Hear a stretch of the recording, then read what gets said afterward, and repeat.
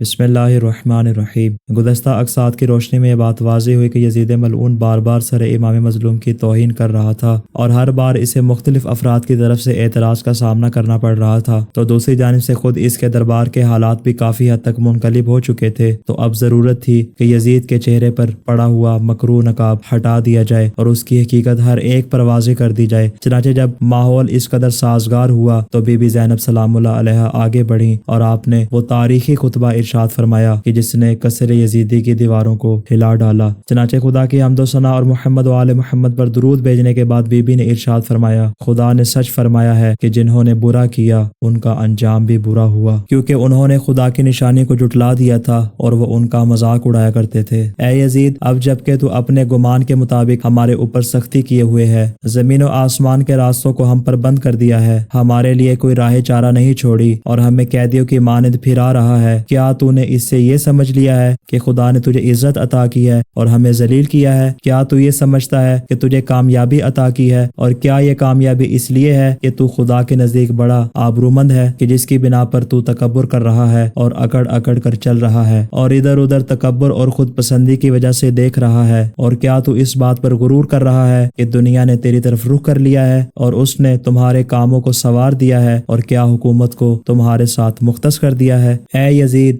ذرا ٹھہر جا، ذرا صبر کر۔ کیا تو نے خدا کے اس قول کو اور اس فرمان کو فراموش کر دیا کہ جو لوگ کافر ہو گئے ہیں انہیں ہرگز یہ گمان نہیں کرنا چاہیے کہ ہم نے انہیں جو ڈھیل دے رکھی ہے کیا وہ ان کے لیے بہتر ہے؟ ہم نے انہیں یہ ڈھیل اس لیے دی ہے تاکہ ان کا امتحان لیں اور وہ اپنے گناہوں میں مزید اضافہ کریں اور ان کے لیے توبہ کی گنجائش باقی نہ رہے، بس ایسے لوگوں کے لیے رسوا کن عذاب ہے۔ اے ہمارے نانا کے آزاد کردہ غلاموں کے بیٹے، کیا یہی انصاف ہے کہ تو اپنی عورتوں اور کنیزوں کو پردوں میں بٹھا کر رکھے لیکن رسول کی پردہ داروں کو قید کر کے شہر بشہر پھرائے، ان کی حد کی حرمت کرے اور ان کے چہروں سے ان کے پردے ہٹا دے تاکہ لوگوں کی نگاہیں ان چہروں پر پڑیں اور نزدیک و دور اور شریف و کمینے ہر قسم کے لوگ ان کو دیکھیں، جبکہ ان کے ساتھ کوئی مرد بھی نہ ہو، کوئی مدد کرنے والا اور نہ ہی کوئی حفاظت کرنے والا ہو۔ ہمدردی اور دل سوزی کی امید بلا اس شخص سے کیسے کی جا سکتی ہے کہ جس کی ماں نے پاک باز لوگوں کا کلیجہ چبایا ہو اور جس کا خود اپنا گوشت شہیدوں کے گوشت سے اگا ہو، اور اس قسم کا سلوک ایسے شخص سے ہرگز بعید نہیں جو ہمیں دشمنی کی نگاہ سے دیکھتا ہو۔ یزید، تو اس قدر عظیم گناہ کو گناہ ہی شمار نہیں کرتا اور خود کو اس کبھی کارنامے اور ناپسندیدہ کردار پر غلط کار نہیں سمجھتا،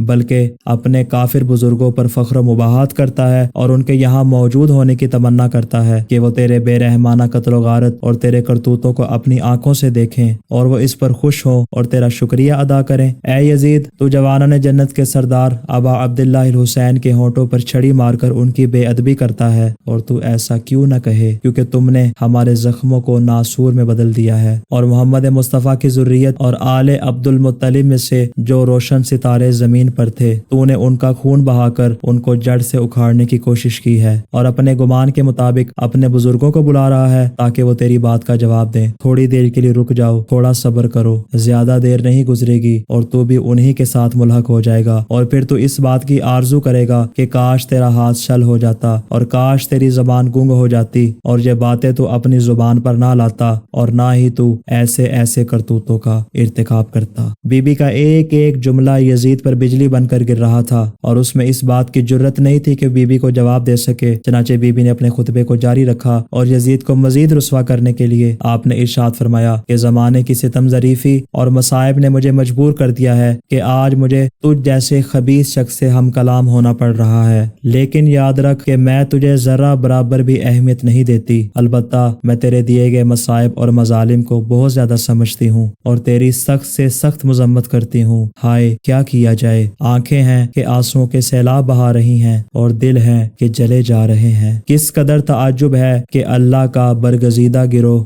آزاد کردہ غلاموں کی اولاد کے شیطانی گروہ کے ہاتھوں قتل کر دیا جائے۔ ہمارے خون کا ایک ایک قطرہ تمہارے ہاتھوں سے ٹپک رہا ہے اور ہمارے بدن کے گوشت کا ایک ایک ٹکڑا تمہارے منہ سے گر رہا ہے۔ ادھر ان پاک و پاکیزہ اور مطہر اجسام سے صحرا کے درندے گزر رہے ہیں اور بیابان کے ٹیلوں کی ریت اور مٹی اڑ اڑ کر ان اجساد کو ڈھانپ رہی ہے۔ پھر بی بی نے یزید کو مخاطب کر کے اپنے خطبے کا وہ تاریخی جملہ ارشاد فرمایا، اے یزید، تم جو چالے چل سکتے ہو چل لو، تم جو کوششیں کر سکتے ہو کر لو، مگر خدا کی قسم تم ہمارے ذکر کو ہرگز نہیں مٹا سکتے، اور نہ ہی تم ہماری یاد کو دلوں سے محو کر سکتے ہو، اور نہ ہی ہمارے جاہ و جلال تک تمہاری رسائی ہو سکتی ہے، اور نہ ہی تم اپنے دامن سے ظلم و ستم کے اس دھبے کو مٹا سکتے ہو، اس لیے کہ تیرا نقطہ نظر بے اعتبار و ناپائیدار، تیری حکومت کا دورانیہ گنتی کے چند دن، اور تیرے گروہ کا انجام انتشار و افتراق ہے، کہ جس دن منادی ندا دے گا کہ لعنت اللہ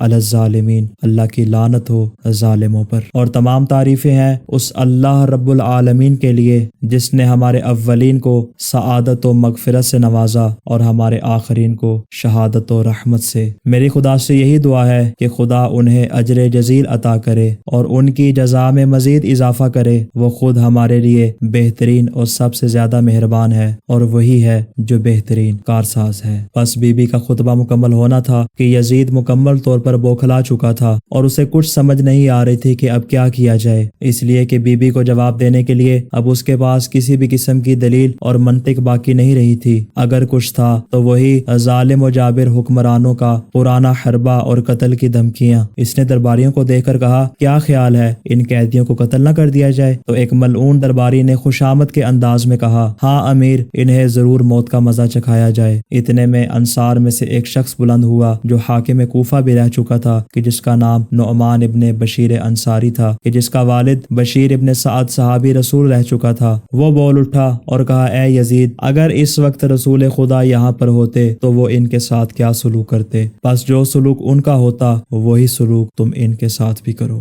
السلام علی الحسین وعلی علی ابن الحسین وعلی اولاد الحسین وعلی اصحاب الحسین۔